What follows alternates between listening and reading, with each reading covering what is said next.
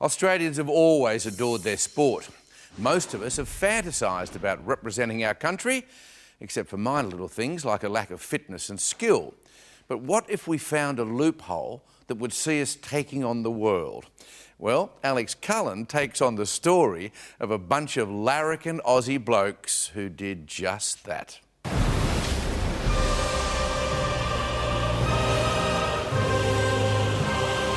Every Australian dreams of wearing the green and gold.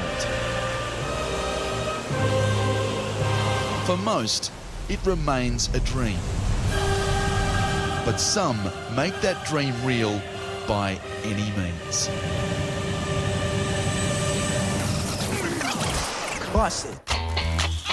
We are not an athletic bunch. We've got the passion. We believe in representing our country and doing the best we can. As these 30-something-year-old blokes go about their day jobs, it becomes painfully obvious they are not the sporting types. Yet they are on a journey that will take them to the lights of Las Vegas and maybe, just maybe, a Dodgeball World Championship crown. I'm the glue of this motley crew. I was talking to the boys about obviously wanting to do something spectacular for what would be my Bucks experience, and what could be greater than representing Australia. As fate would have it, I happened across the World Dodgeball Championships. And I was thinking, dodgeball, it's not very big here. Maybe he and I could make that team.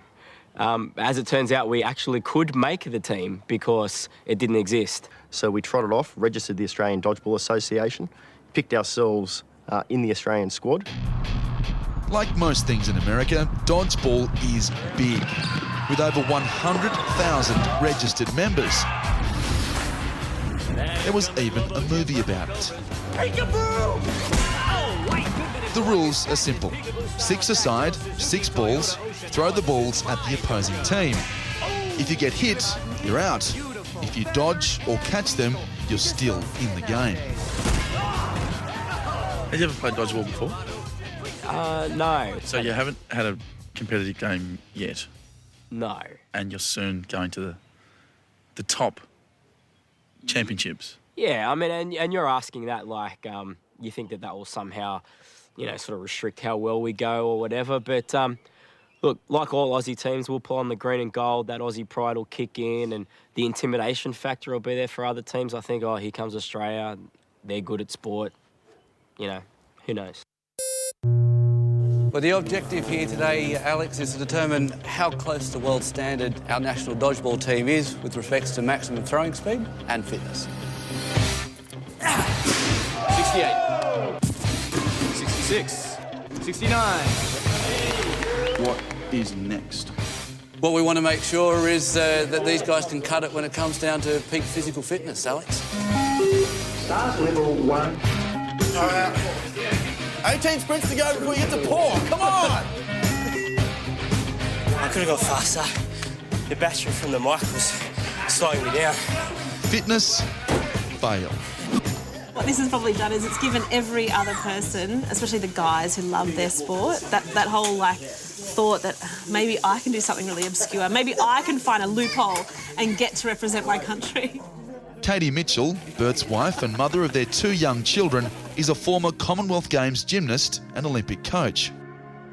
Even before I started, I came home and I spoke to Kate and I said, do you think we're putting too much pressure on the kids if we've both represented Australia? I mean, it's big shoes to fill. But, I think it creates 2 different models. So they can learn that, you can work hard as an athlete, you can dream big and you can achieve. Or if you can't do that, then you could find some kind of loophole and still get what you want.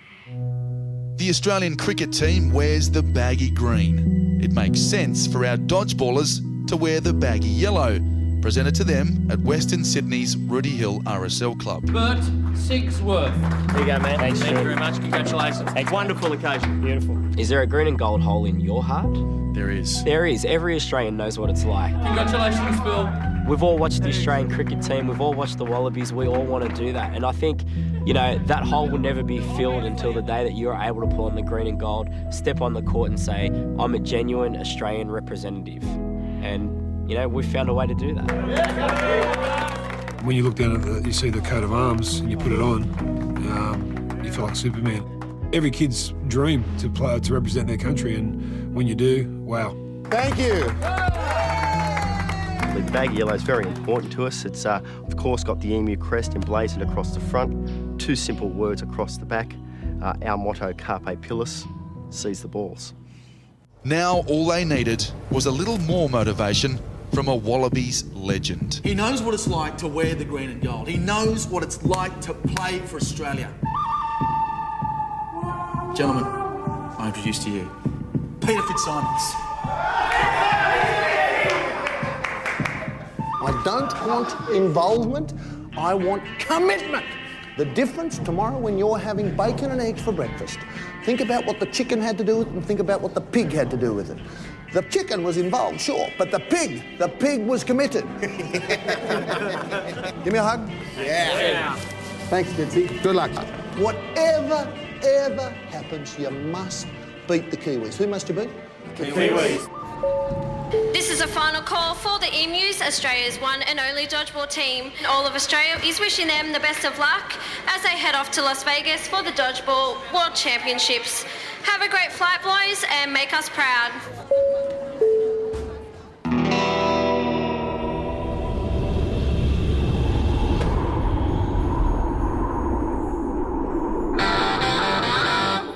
Finally, our boys were on their way to Las Vegas, where dreams are made and lost. Pro top, what's happened? Our flat tyre ran over a bolt. It deflated in about 45 seconds.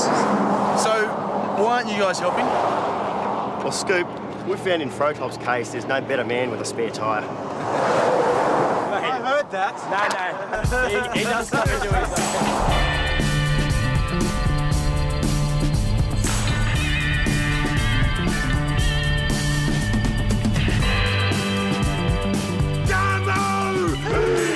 With Peter Fitzsimons' words still ringing in their ears, a warm-up bout with our New Zealand rivals was the perfect preparation for the competition ahead. You guys are pretty serious then? Yeah, intensely. We've got uniforms.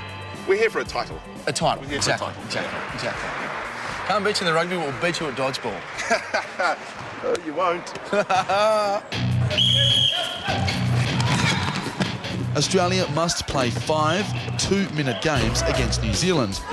First to win 3 gets the trophy. They lost all 5 games.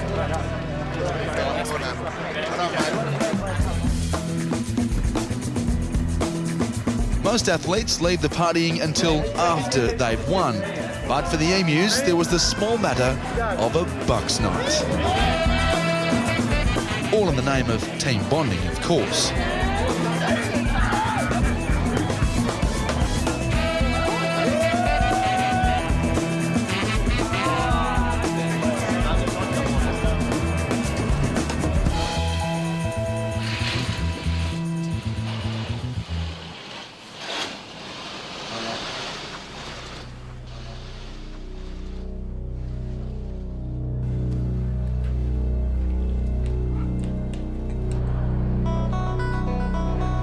Weeks of intense training comes down to this, and pulling on the green and gold is no laughing matter.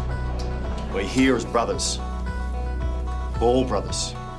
We're going to ask you today to put your balls in another man's hands. Can I get an emu? Emu! Let's get him! Come on! Australia will face 5 international teams, including the all-girl Ballbusters from Phoenix, Arizona.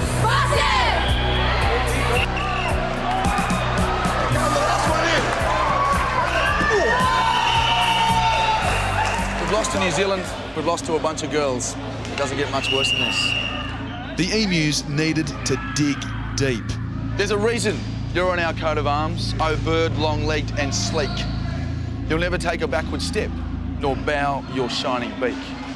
This proud, great nation stands with you through mud and tears and balls. The dodgeball aimed at an emu is a dodgeball aimed at us all. I didn't come out all this way to play like an idiot. I'm here to win. These men didn't want to go home losers. It was now do or die.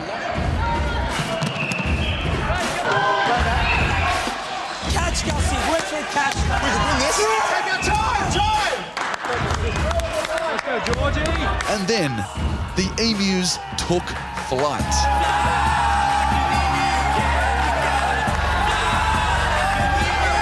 Not just one, but two mighty victories.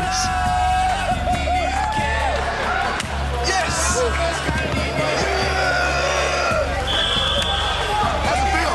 It feels awesome.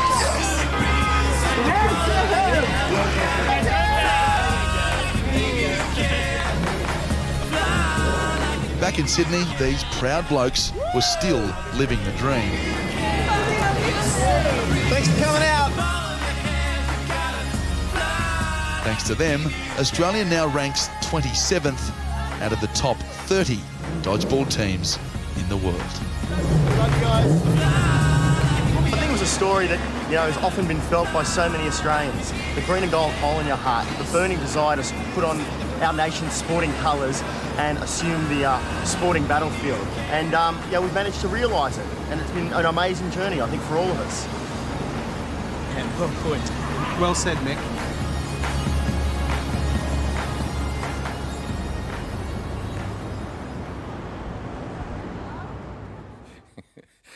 After the break, no guts and plenty of glory for Jeff Hugel. So, what's next for Skippy? A magnificent performance by Jeff Hugel. Wonderful stuff. It's just been such an emotional journey over the last couple of years that it's finally good to have that opportunity to just say thank you to everyone who supported me throughout the tough times.